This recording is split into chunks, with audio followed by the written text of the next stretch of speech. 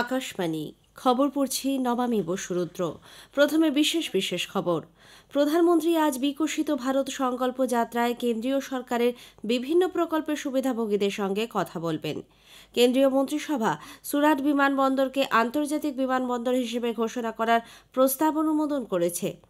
আজ বিজয় দিবস। 1971 সালে ভারত পাকিস্তান যুদ্ধে ভারতীয় সেনা ও মুক্তিবাহিনীর জয় এবং স্বাধীন বাংলাদেশের আত্মপ্রকাশ উদযাপন করতে নানা অনুষ্ঠানে দিনটি পালিত হচ্ছে। গাজা ভূখণ্ডে অভিযান চালানোর সময় ইসরায়েল ভুলবশত নিজেদের 3 পণবন্দিকে হত্যা করেছে বলে সেদেশের সেনা জানিয়েছে। মহিলাদের ক্রিকেটে মুম্বাই টেস্টের তৃতীয় দিনে ভারত আজ ইংল্যান্ডের বিরুদ্ধে 6 উইকেটে 186 রান হাতে নিয়ে দ্বিতীয় ইনিংসের খেলা শুরু করবে। এই মুহূর্তে তারা 478 রানে এগিয়ে আছে। আসছে বিস্তারিত খবরে। প্রধানমন্ত্রী নরেন্দ্র মোদী আজ বিকেল 4টায় ভিডিও কনফারেন্সের মাধ্যমে বিকশিত ভারত সংকল্প যাত্রায় কেন্দ্রীয় সরকারের বিভিন্ন প্রকল্পের সুবিধাভোগীদের সঙ্গে কথা বলবেন এবং বক্তব্য রাখবেন। অনুষ্ঠানে প্রধানমন্ত্রী রাজস্থান, মধ্যপ্রদেশ, তেলেঙ্গানা ও মিজোরামে বিকশিত ভারত সংকল্প যাত্রার সূচনাও করবেন। সারা দেশের অসংখ্য সুবিধাভোগীরা এতে যোগ দেবেন। উপস্থিত থাকবেন বিভিন্ন কেন্দ্রীয় মন্ত্রী, সাংসদ, বিধায়ক এবং স্থানীয় স্তরের প্রতিনিধিরাও। উল্লেখ্য, কেন্দ্রের বিভিন্ন কল্যাণমূলক প্রকল্পের সুবিধা প্রাপকদের কাছে নির্দিষ্ট সময়ে পৌঁছে দিতে সারা দেশে এই বিকশিত ভারত সংকল্প যাত্রার কর্মসূচি চলছে। স্বরাষ্ট্রমন্ত্রী অমিত শাহ আজ গুজরাট সফর করবেন। আহমেদাবাদ এবং আনন্দে বেশ কিছু অনুষ্ঠানে যোগ দেবেন তিনি। আকাশবাণীর সংবাদদাতা জানাচ্ছেন, শ্রী শাহ আহমেদাবাদে চাঙ্গোদার গ্রামে বিকশিত ভারত সংকল্প যাত্রায় উপস্থিত থাকবেন। পরে মন্ত্রী আনন্দের বল্লভ বিদ্যানগর সর্দার প্যাটেল বিশ্ববিদ্যালয়ের 66তম সমাবর্তন অনুষ্ঠানে প্রধান অতিথি হিসেবে উপস্থিত থাকবেন। সন্ধ্যাতেও তাঁর বেশ কিছু কর্মসূচি রয়েছে। সংসদে নিরাপত্তা বিচ্যুতির ঘটনা এবং 14 জন সাংসদকে সাসপেন্ড করাকে কেন্দ্র করে গতকালও সংসদের উভয় কক্ষের অধিবেশন দফায় দফায় উত্তপ্ত হয়ে ওঠে। প্রথমবার মুলতবি হয়ে দুপুর 2টোয় সভা বসলে হইহট্টগোল চলতে থাকায় অধিবেশন দিনের মতো মুলতবি করে দিতে হয়। সংসদের এই দুই কক্ষ ফের বসবে 18 ডিসেম্বর বেলা 11টায়। মহাত্মা গান্ধীর মূর্তির পাদদেশে গতকাল বিক্ষোভ দেখান উভয় কক্ষ থেকে শীতকালীন অধিবেশনের বাকি সময়ের জন্য বহিষ্কৃত 14 জন বিরোধী সাংসদ। তাদের পরবর্তী রণকৌশল স্থির করতে কংগ্রেস সভাপতি মল্লিকার্জুন খার্গের চেম্বারে বৈঠকে মিলিত হন তারা।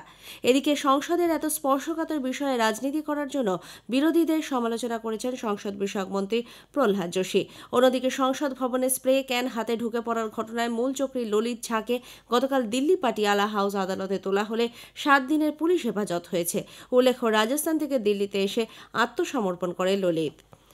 কেন্দ্রীয় মন্ত্রিসভা সুরাট বিমানবন্দরকে আন্তর্জাতিক বিমানবন্দর হিসেবে ঘোষণা করার প্রস্তাব অনুমোদন করেছে। নতুন দিল্লিতে গতকাল মন্ত্রিসভার বৈঠকে বিষয়টি অনুমোদিত হয়। পরে সরকারের পক্ষ থেকে এক বিবৃতিতে জানানো হয়েছে, সুরাট যে শুধুমাত্র আন্তর্জাতিক পর্যটকদের জন্য গেটওয়ে দাঁড়াবে তাই নয়, হিরে ও বস্ত্রশিল্পের আমদানি রপ্তানির ক্ষেত্রেও তা গুরুত্বপূর্ণ ভূমিকা পালন করবে। ভারতের দ্রুত বিকাশশীল শহর সুরাটে অর্থনৈতিক ও শিল্পক্ষেত্রে উল্লেখযোগ্য উন্নতি পরিলক্ষিত হয়েছে বলেও বিবৃতিতে জানানো হয়েছে।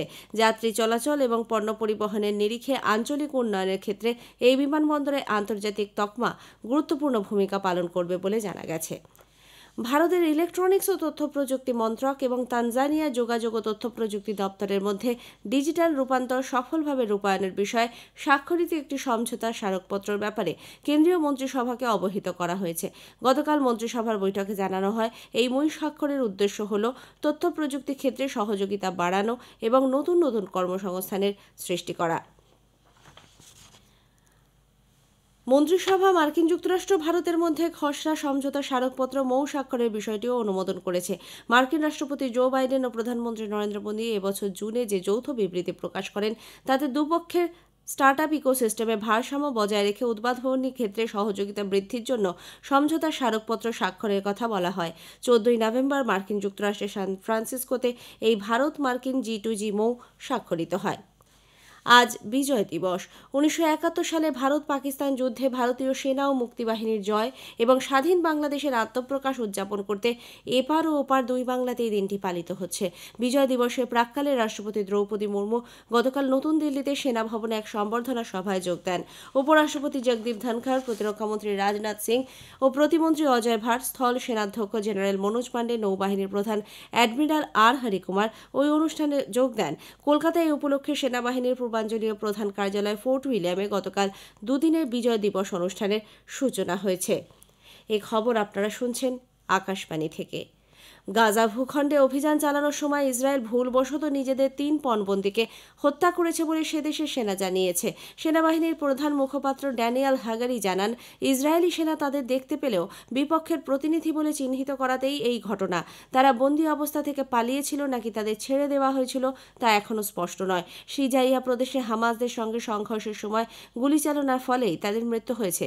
সেনাবাহিনী এই ঘটনার দায় স্বীকার করেছে বলে ইসরায়েলের প্রধানমন্ত্রী বেঞ্জামিন নেতানিয়াহু জানিয়েছেন। এদিকে মার্কিন যুক্তরাষ্ট্র এবং ইসরায়েল হামাসের বিরুদ্ধে চলা যুদ্ধের তীব্রতা কমানোর বিষয়ে আলোচনা করেছে। অবরুদ্ধ ভূখণ্ডে যুদ্ধ পরবর্তী ভবিষ্যৎ স্থির করতে মার্কিন জাতীয় নিরাপত্তা উপদেষ্টা জ্যাক সুলিভান প্যালেস্তাইনের রাষ্ট্রপতি মাহমুদ আব্বাসের সঙ্গে সাক্ষাৎ করেন। উল্লেখ্য, গাজার স্বাস্থ্য মন্ত্রক জানিয়েছে, ইসরায়েলি সেনা ও বিমান বাহিনীর হামলায় গত 10 সপ্তাহের বেশি সময় ওই ভূখণ্ডের 18,700-র বেশি প্যালেস্তিনীয়র মৃত্যু হয়েছে। রাষ্ট্রসংঘ নিরাপত্তা পরিষদ তালিবান প্রশাসনের বিরুদ্ধে নিষেধাজ্ঞা সংক্রান্ত নজরদারি কমিটির তরফে জারি থাকা মিশনের মেয়াদ আরও 1 বছর বৃদ্ধি করেছে। নিরাপত্তা পরিষদের সদস্যরা এ সংক্রান্ত এক প্রস্তাব অনুমোদন করে। রাষ্ট্রসংঘের মার্কিন প্রতিনিধি আফগানিস্তানের শান্তি ও নিরাপত্তা রক্ষায় এই নিষেধাজ্ঞার পক্ষে সমর্থন জানান। দেশে জঙ্গি গোষ্ঠীর কার্যকলাপ, মহিলাদের প্রতি বৈষম্য এবং অন্তর্ভুক্তমূলক সরকার সুনিশ্চিত না হওয়ায় তালিবান প্রশাসনের ওপর থেকে এই নিষেধাজ্ঞা প্রত্যাহারের সিদ্ধান্ত বিবেচনা করা যাচ্ছে না। এদিকে নজরদারি দলের কাজকর্মের ওপর মস্কো এবং বেজিং পুনর্বিবেচনার আহ্বান জানায়নি, তবে ভেটোও দেয়নি বলে জানা গেছে। পাকিস্তানের নির্বাচন কমিশন 8ই ফেব্রুয়ারি ভোট গ্রহণের জন্য নির্বাচন সূচি প্রকাশ করেছে। এর আগে পাকিস্তানের সুপ্রিম কোর্ট এই নির্বাচনের রিটার্নিং অফিসার ও জেলা রিটার্নিং অফিসারদের নিয়োগের ওপর লাহোর হাইকোর্টে জারি করা স্থগিতাদেশ খারিজ করে দেয়। পাক নির্বাচন কমিশনকে তারা অবিলম্বে নির্বাচনী নির্ঘণ্ট প্রকাশ করার নির্দেশ দিয়েছে। উল্লেখ্য, পাকিস্তান জাতীয় সংসদ ভেঙে দেওয়ার 90 দিনের মধ্যেই সেদেশে সাধারণ নির্বাচন করার কথা। গত 10ই আগস্ট রাষ্ট্রপতি আরিফ আলভি প্রধানমন্ত্রী শাহনাওয়াজ শরীফের সঙ্গে পরামর্শে জাতীয় সভা ভেঙে দেওয়ার কথা ঘোষণা করেন। কোভিড সংক্রমণের সতর্কতামূলক ব্যবস্থা হিসেবে দক্ষিণ পূর্ব এশিয়ার বেশ কিছু দেশ আবার নতুন করে নানা বিধিনিষেধ জারির সিদ্ধান্ত নিয়েছে। সিঙ্গাপুর এবং ইন্দোনেশিয়ার বিমানবন্দরে নামা যাত্রীদের জন্য বাধ্যতামূলক করা হচ্ছে মাস্ক। তাদের শরীরের তাপমাত্রাও মাপা হচ্ছে। স্থানীয় প্রশাসন সূত্রে খবর, অনেক যাত্রীরই ফ্লু, নিউমোনিয়া, কোভিড ভ্যারিয়েন্টের মতো উপসর্গ দেখা গেছে। সে কারণেই বিষয়টিতে নতুন করে জোর দিচ্ছে দেশগুলির প্রশাসন। ইরানের রাস্ক শহরের একটি থানায় হামলার ঘটনায় অন্তত 11 জন নিরাপত্তা কর্মী প্রাণ হারিয়েছেন। সরকারি সংবাদ মাধ্যমের খবর অনুযায়ী সিস্তান বালুচিস্তান লাগোয়া ওই শহরে গুলি বিনিময়ে বেশ কয়েকজন আততায়ীও মারা পড়েছেন। তিব্বতী ধর্মগুরু দলাই লামা বুদ্ধগয়া পৌঁছেছেন। গতকাল বিশেষ বিমানে বুদ্ধগয়ার বৌদ্ধ মন্দিরের উদ্দেশ্যে রওনা দেন তিনি। পথে বিপুল সংখ্যক মানুষ তাকে অভ্যর্থনা জানান। দলাই লামা প্রায় 1 মাস সেখানে থাকবেন। বিভিন্ন কর্মসূচিতে তিব্বতী ধর্মগুরুর অংশ নেওয়ার কথা। মহিলাদের ক্রিকেটে মুম্বাই টেস্টের তৃতীয় দিনে ভারত আজ ইংল্যান্ডের বিরুদ্ধে 6 উইকেটে 186 রান হাতে নিয়ে দ্বিতীয় ইনিংসের খেলা শুরু করবে। এই মুহূর্তে তারা 478 রানে এগিয়ে রয়েছে। এর আগে ভারত মাত্র 136 রানে ইংল্যান্ডের প্রথম ইনিংস গুটিয়ে দেয়। মাত্র 10 রানেই তারা 6টি উইকেট হারায়। ভারতের দীপ্তি শর্মা 7 রানে 5টি উইকেট নেন। ভারত প্রথম ইনিংসে করেছিল 428 রান। ভারতের পুরুষ হকি দল 5 দেশীয় প্রতিযোগিতায় তাদের প্রথম ম্যাচে স্পেনের কাছে হেরে গেছে। ভ্যালেন্সিয়ায় গতকাল বিজয়ী দলের পক্ষে অ্যালভারো ইগলেসিয়াস একমাত্র গোলটি করেন। ভারতের পরের ম্যাচ আজ বেলজিয়ামের বিরুদ্ধে। খেলা শুরু হবে রাত 8টায়। খেলো ইন্ডিয়া প্যারা গেমসে শীতল দেবী মহিলাদের কম্পাউন্ড প্রতিযোগিতায় সকলের নজর কেড়েছেন। এশিয়ান প্যারা গেমসের চ্যাম্পিয়ন শীতল গতকাল 696 পয়েন্ট স্কোর করে গোল্ড মেডেল রাউন্ডে ওঠেন। 686 পয়েন্ট পেয়ে উত্তরপ্রদেশের জ্যোতি বালিয়ানও ফাইনাল রাউন্ডে উঠেছেন। দিল্লির তানিষ্কা এবং হরিয়ানার সরিতা আজ ব্রোঞ্জ পদক জয়ের লক্ষ্যে খেলবেন। সেরিব্রাল পালসিদের ফুটবল প্রতিযোগিতায় জাতীয় চ্যাম্পিয়ন কেরালা পাঞ্জাবকে 21-0 গোলে হারিয়ে দিয়েছে। পাওয়ার লিফটিংয়ে রাজস্থানের সুনিতা ভোগী ও সামিম বান বেহরা 63 কেজি বিভাগে একই ওজন তুলে যুগ্মভাবে শীর্ষস্থান লাভ করেছেন। শেষ করার আগে খবরের বিশেষ কিছু অংশ আরও একবার।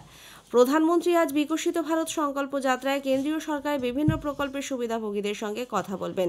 কেন্দ্রীয় মন্ত্রিসভা সুরাট বিমানবন্দরকে আন্তর্জাতিক বিমানবন্দর হিসেবে ঘোষণা করার প্রস্তাব অনুমোদন করেছে। আজ বিজয় দিবস। 1971 সালে ভারত পাকিস্তান যুদ্ধে ভারতীয় সেনা ও মুক্তিবাহিনীর জয় এবং স্বাধীন বাংলাদেশের আত্মপ্রকাশ উদযাপন করতে নানা অনুষ্ঠানে দিনটি পালিত হচ্ছে। খবর শেষ হলো।